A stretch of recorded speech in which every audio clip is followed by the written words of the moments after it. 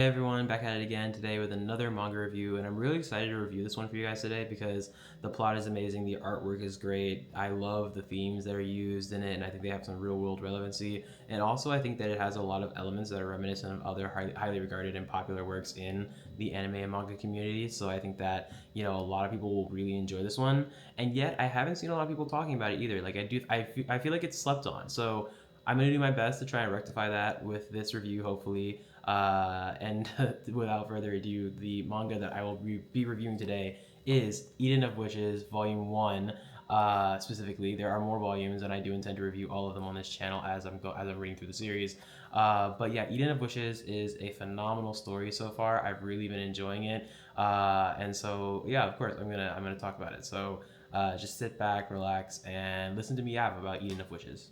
So as a brief summary, Eden of Witches takes place in a world where plants and animals kind of like have a shared language that allows them to communicate with each other and also like kind of have this shared understanding of what their needs are and like make sure that no one's giving or taking too much so they can preserve the delicate balance that is nature. And so through that, they're able to live basically in harmony up until the point where humanity shows up because humanity unfortunately cannot hear these voices. So what happens is humans show up on the scene and they start hunting, killing, harvesting, doing all this stuff to these plants and animals, and basically bringing so many species to the brink of extinction to the point where the plants and animals are like, we don't like this situation, we're gonna get up out of here. So that's what they do. They retreat into these enclaves and go into hiding, withdrawing from the world completely, which leaves humanity with dirt. Like humanity has nothing, just dirt, rocks, sand, whatever have you, and that's it. That's everything. All with the exception of the witches, who are women who can actually hear the voices of plants and animals, so they are able to actually live amongst the plants and animals in the enclaves and kind of like protect them and help hide them away, essentially. And unfortunately for the witches, the rest of humanity doesn't see this as like, oh, maybe we were wrong, maybe we like can learn something from these people, maybe these people can like help us understand plants and animals better. Instead, they're like, actually, you're hoarding the resources, so we hate you and we're going to persecute you. So essentially, witches are hunted down, persecuted by the government, and will be imprisoned or executed if they are found out. Which is a big problem because our main character Pili is a witch in training. At this point in time, she cannot yet hear the voices of plants and animals to the effectiveness that other witches, more practiced witches, can. But she was studying under an older witch, Tora, who falls ill, unfortunately, due to her old age. And Pili is desperate to save her master, so she goes into a human village to try and find medicine. But obviously, medicine is very hard to come by when there are no plants to make medicine out of. There's no animals, like, grind bones into dust or anything for that. So she's desperate. She like has no way to save her master until she meets like a guy who says he's a doctor, and she's like, oh my god, thank god I can save my master. Brings him over to their hidden enclave, which is near the human village, and it actually turns out this guy is a government researcher who is like researching plants, wants to like just harvest things, figure out how to cultivate them, develop that kind of understanding. Unfortunately, what happens is Pili and her master are attacked by government forces, basically, which results in Pili's master being killed. But then a seed that Pili's master granted to Pili sprouts into this like amazing wolf vine creature and proceeds to protect her. And the whole thing basically culminates in Pili beginning her journey towards Eden, which is basically an enclave that is for the elite of the elite. The best witches go to Eden, essentially. So it's like that's where she's going. That's where she's going, trying to like learn both about herself and like how to use her abilities, but also like developing a more gradual understanding of the conflict between humanity and nature, because all isn't as it seems sometimes. So it's a really good story, really good plot. I think it really pulls you in, especially in this first volume.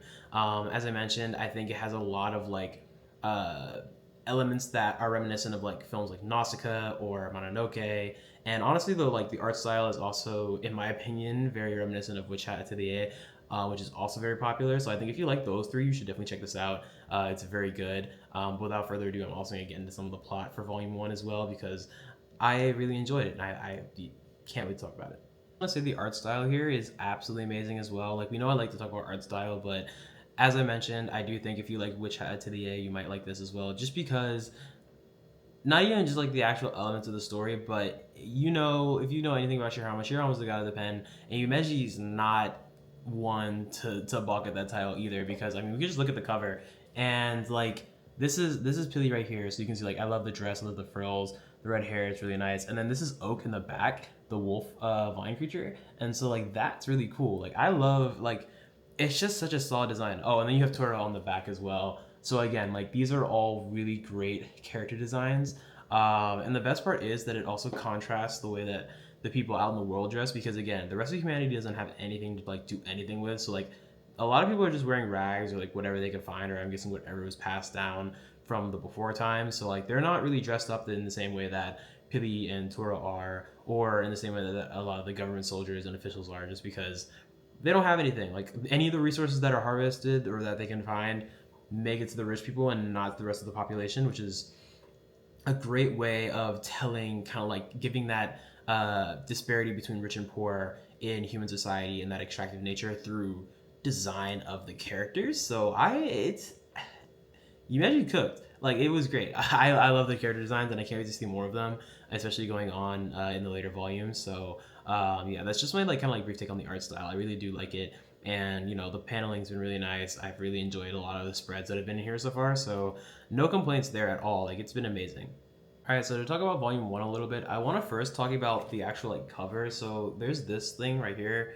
So like it obviously like is like the cover, right? But I feel like a lot of manga don't have like the like this kind of covering. So like you can actually take it off if you wanted to, and there's like a whole other kind of like cover under here as well, which is really cool. I think I like that. It's something that's more traditional for other type of books, but not manga. So it's really cool to see that kind of like being used for a manga every once in a while. But to get more into the story elements, I really do enjoy a good environmental story, right? Like who doesn't like a story about over extraction and about how we need, as humans need to do better about protecting our natural world and ensuring that everyone has what they need, essentially. And I think Pili's journey is really going to kind of like help highlight that, because after she leaves the enclave where her master was killed with this wolf vine creature named Oak, she's traveling. She's got to like obviously she got to figure out how to get to Eden, so she's trying to figure out how to get there, and she falls and she hurts herself. And initially this isn't very good because she's all alone by herself. There's no one else here that can help her. Oak is like he's a little abrasive, okay? Like I mean, he's taking care of her because it's kind of like Tora's last wish, but he's a little abrasive sometimes. That being said, though, she's found by a human boy that's about the same age, I'm assuming, and she is initially terrified because obviously her last interaction with humans was, oh, these people like killed my master, like, and also ripped up all the plants in our place and have made it so that I have no home to return to. They're literally hunting me. Like this government researcher guy like said that he wants me specifically. So she's like, oh nah. But it turns out he's actually very nice. He helps nurse her back to health, and Pili, in exchange, tries to like kind of like teach him how to like grow plants. So they like kind of like in the village this boy is from, this desolate, barren village, pick out a spot that's like kind of off from everyone else's area, and then kind of like try and like grow these kind of like nuts and vines that Pili is carrying with her, because Pili sees the situation in the village and is like, oh, these people have like nothing to eat. Like there's nothing for them to consume. They're starving. They're malnourished. And so she tries to like kind of like do her best to like help rectify the situation. And the boy is very thankful for it. He honestly doesn't he doesn't really initially clock the fact that she knows how to grow plants, as oh, she might be a witch. She's kind of like, oh wow, that's really cool, like sure, can you teach me? And she's like, oh yeah, sure, why not.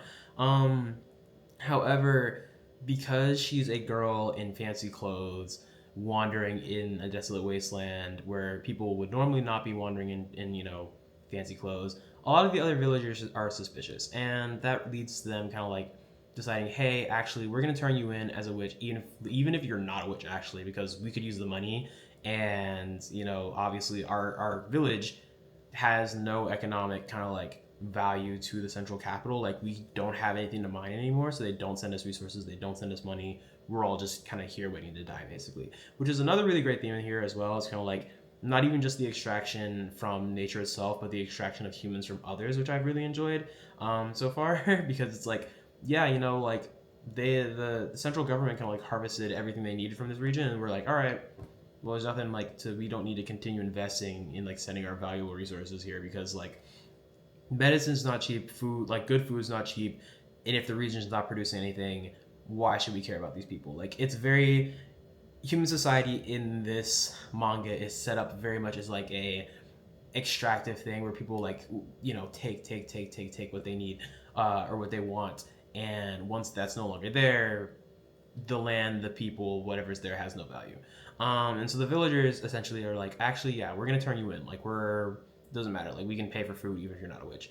And so the boy's uncle, I believe, because he realized, oh, she's probably a witch, and he was trying to lead her out of the village before the villagers caught on, but the villagers caught them, and so this leads to Pili and this boy kind of trying to run away. And the volume kind of ends off with Pili and Oak leaving the village, but the boy promising like, hey, like, because he wasn't gonna leave his uncle behind, but he was like, I'm going to like learn how to like actually like grow these things, and I'm going to like actually be of help to my village. Like, we're gonna figure this out. Like, we're gonna do something. So I think it's like it's really interesting to see the duality here as well, because that kid is very young. Like, he hasn't had the time to grow jaded in the same way that a lot of the adults have. He's like very open to learning, very open to being kind, not wary of outsiders like everyone else. And I think that's a quality in this book that is shown as being a good and positive, uplifting thing, where it's like, you should help people, like you should be willing to accept help from other people as well. And yeah, I don't know, it's just a really great thing. Like, sure, she did have to leave the village, and sure, now like the scary government man has information about her last whereabouts, but she was able to help people, and hopefully that village might survive a little bit longer, and maybe they might be able to grow some food to help themselves.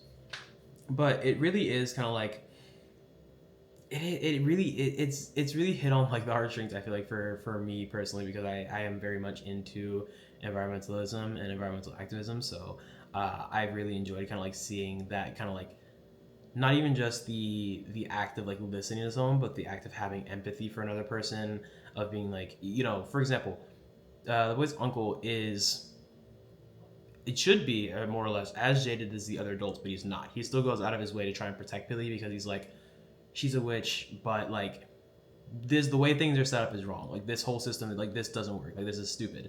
But again, people will do what they're gonna do if it's in their best interest, and that's unfortunately where the other villages are. But again, I love how the manga frames that kind of like selflessness, that empathy, that willing to like help others as being a really positive defining trait, even if it's hard. Like, I think that's the other thing about this that I really like, is that being good is not easy. Billy was trying to save her master, it didn't work out. Billy was trying to teach these people how to grow plants, it didn't work out. And this whole time, Oak, especially like during the human village kind of like portion of this volume one, is like, these people aren't gonna like care, right? Like, these are humans. Like, why are you bothering to teach them this? Why are you dealing with this? But I really do think Pili did some good here. So I am excited to see the future volumes and see who else she meets, and like, also like kind of like what other interaction she has with other human villages in her journey to like understand this conflict between nature and humanity. But yeah, it's been a great read so far. So I will love reading the next volumes, I'm sure. Okay, so that concludes the review for volume one. I really do think that, again, if you like a good environmentalist story, if you like Nausicaa, if you like Mononoke, if you like Wish Atelier, this is the one for you. Like, you should pick this up. It's, in my opinion, probably one of the most slept on things out right now. Like, there are literally 5 volumes out, of which I have 3, and I don't think I've really heard many people talking about this series at all, which is like quite unfortunate, considering how solid the writing has been in volume 1, and how amazing the character designs are, how the story pulls you in. Like, I would have figured that this would have had a bigger following by now, and maybe it does, and maybe they're just like hiding like the plants and the animals in the story, and you can't find them, which I don't blame them. But yeah, I don't know. I figured it would have more people singing its praises, and because I haven't seen that, I will sing its praises instead. But again, if you like the review, be sure to leave a like, comment, and I'll be sure to review the rest of the volumes as I read them, and also to continue to review more manga. So thanks again for watching, guys, and I'll see you in the next one.